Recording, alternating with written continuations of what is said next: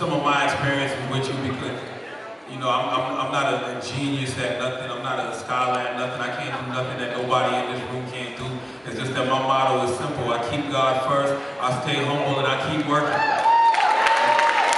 And you know, that's what everybody in this room should be striving to do, and that's what the panelists we have here tonight have done. So I hope that, you know, we all can share our wisdom with y'all, and y'all be the next great whatever it is that you want to be. You know, don't let nobody put you in a box, don't let nobody label you. Just do and be whatever it is that you want to be. So, are y'all ready to get some of this knowledge and wisdom? For you, Howard, students, and others for this homecoming, you have to decide. Not just whether or not you're going to be a rapper or an artist or an entertainer. You have to decide what is your God-given gifts and talents and how you're going to use those talents to benefit yourself, your family, your community, and the world in which we live in. I'm proud of hip-hop, and that's why I'm an OG defender of hip-hop.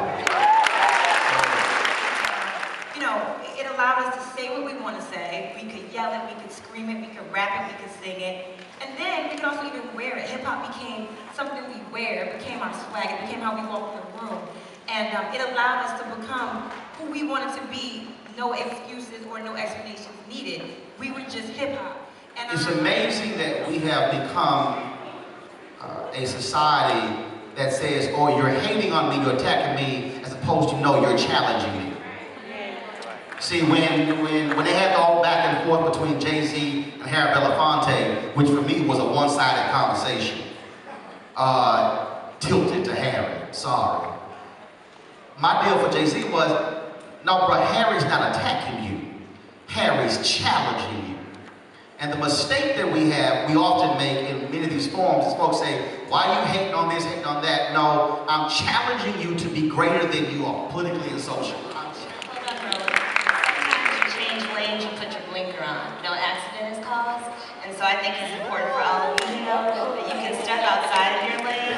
You can step outside. You just got to do your research and know the direction you're going and don't step out there foolishly. But it's understanding your gift.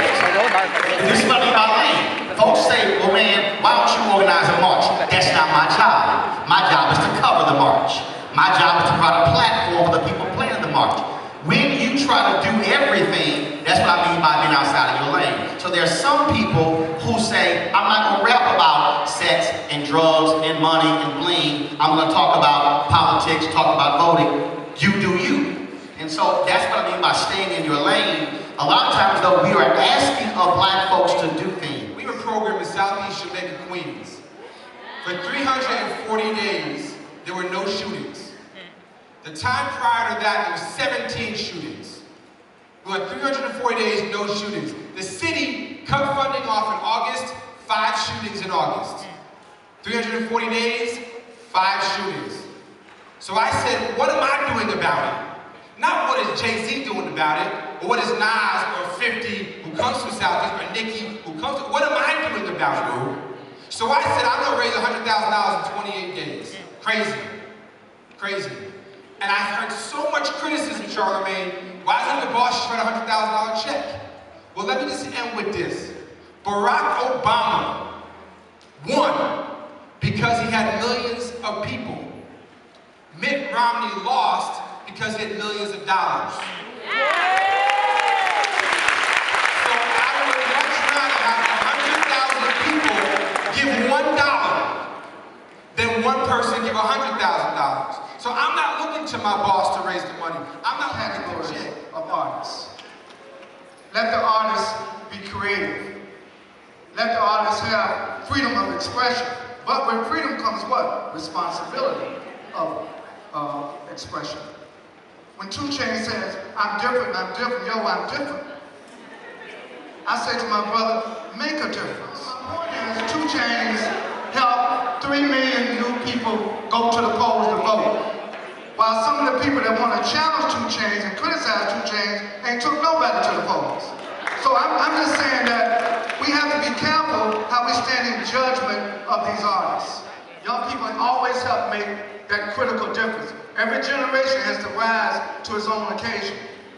You know, and I hope you in the audience, well, don't just listen to us on the stage, but search your own conscience. What you, not only what you're majoring in Howard, or what you're majoring in, or what you're going to major, some of you are going to graduate, congratulate you on that, on graduation.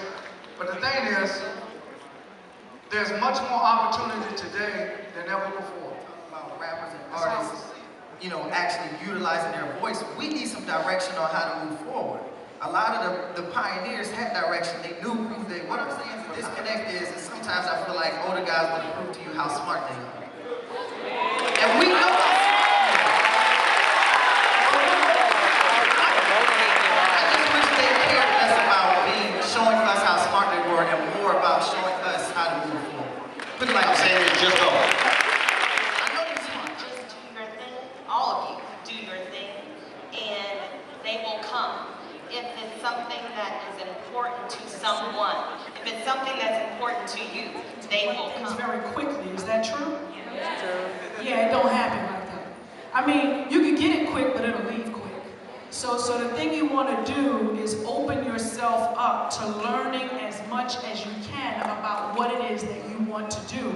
And that might involve learning different things around the thing that you want to do. Case in point, when I first started...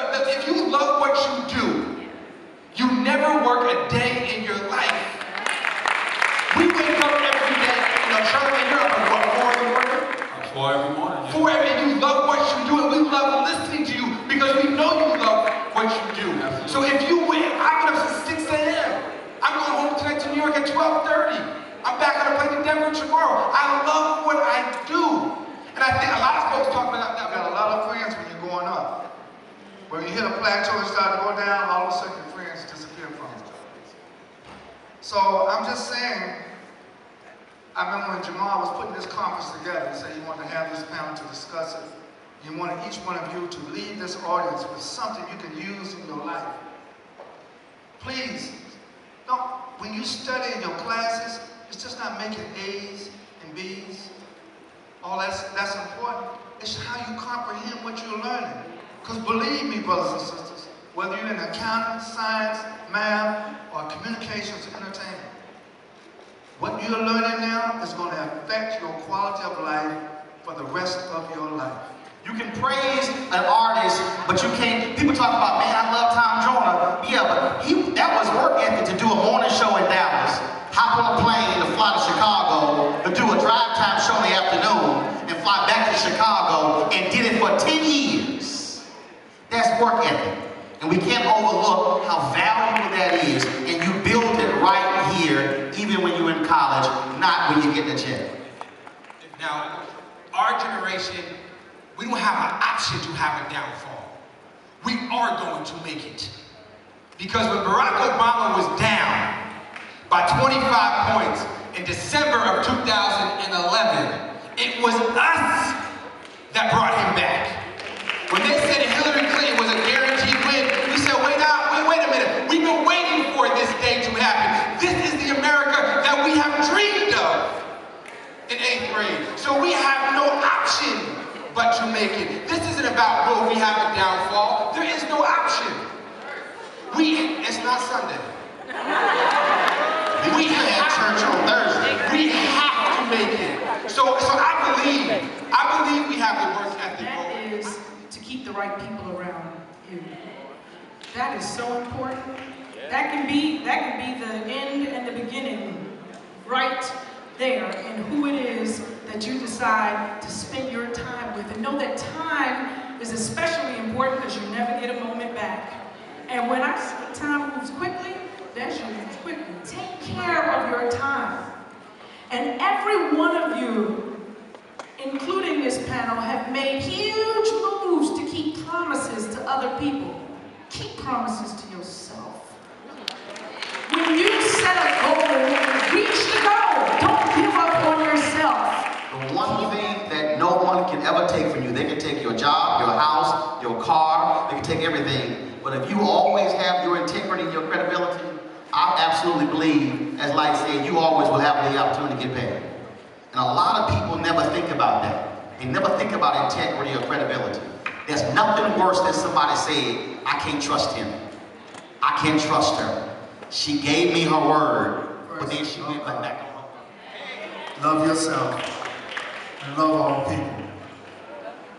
And remember, what you give to the world is what you will receive from me. But the difference between me and someone else that's not sitting on this panel is I heard no, and I went back for a second no, but I came back with something better.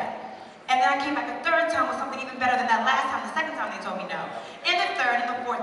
Until you get 10 no's, you haven't worked hard enough and you haven't pushed and got enough no's.